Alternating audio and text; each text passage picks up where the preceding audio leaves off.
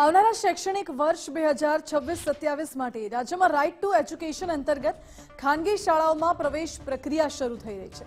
અમદાવાદ જિલ્લામાં આ પ્રક્રિયાની પૂર્વ તૈયારીઓ ઝડપથી આગળ વધી રહી છે।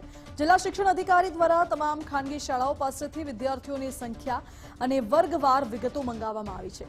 શાળાઓને વેરિફિકેશન ફોર્મ પૂરા પાડવામાં આવ્યા છે, જેમાં આરટીઈ હેઠળ અભ્યાસ કરતા વિદ્યાર્થીઓની વર્તમાન સંખ્યા, શાળાના કુલ વિદ્યાર્થીઓની સંખ્યા અને ધોરણ 1ના વર્ગોની વિગતો ભરવાની રહેશે। ગત શૈક્ષણિક વર્ષમાં અમદાવાદ શહેરની અંદાજે 1300 ખાનગી શાળાઓમાં આરટીઈ અંતર્ગત પ્રવેશ આપવામાં આવ્યો હતો। ચાલુ વર્ષે પણ 12,000 થી 13,000 જેટલા ગરીબ અને મધ્યમ વર્ગના બાળકોને ખાનગી શાળાઓમાં મફત પ્રવેશ મળવાની સંભાવના છે। આ પ્રક્રિયા દ્વારા આર્થિક રીતે નબળા વિભાગના બાળકોને ગુણવત્તાયુક્ત શિક્ષણની તક મળે તેવો ઉદ્દેશ્ય છે। એ અત્યારથી જ એની વિગતો એકત્રિત કરવા માટેની કામગીરી શરૂ કરવામાં આવે છે।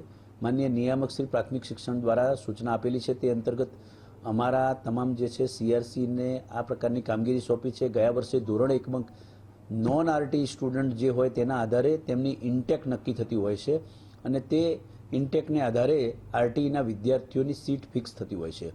અંદાજે 1300 જેટલી શાળાઓમાં અમદાવાદ શહેરમાં એટલે સ્વનિર્ભર શાળાઓમાં આરટીઈ અંતર્ગત પ્રવેશ પ્રક્રિયા હાથ ધરવામાં આવે છે અને જે અંતર્ગત અત્યારે વેરિફિકેશન અને ઇન્ટેક નક્કી કરવા બાબતની કામગીરી શરૂ છે।